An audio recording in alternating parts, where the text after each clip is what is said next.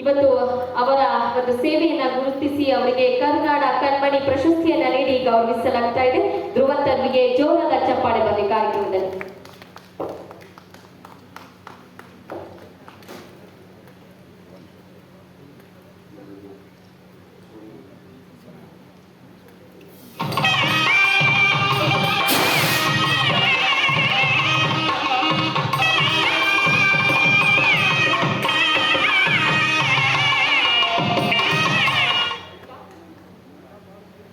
ಧನ್ಯವಾದಗಳು. ಧ್ರುವಂತ್ ಅವರು ಒಂದೆರಡು ಮಾತಾಡಬೇಕು ಅಂತ ಹೇಳಿ ಕೇಳ್ಕೊಳ್ತಾ ಇದ್ದೀನಿ.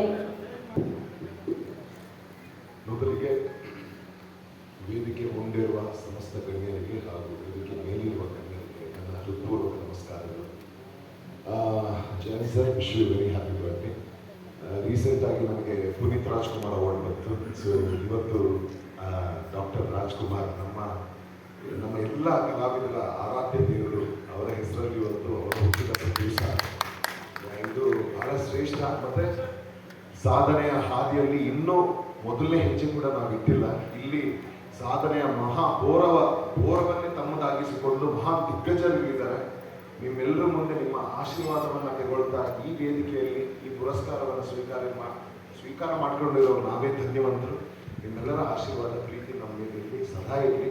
Thank you so much sir. ಇಂಥ ವೇದಿಕೆ ನೀವು ಕೊಟ್ಟು ಈ ಪ್ರೋತ್ಸಾಹ ಕೊಡ್ತಾ ಇರೋದು ತುಂಬ ಥ್ಯಾಂಕ್ ಯು. ಧನ್ಯವಾದಗಳು.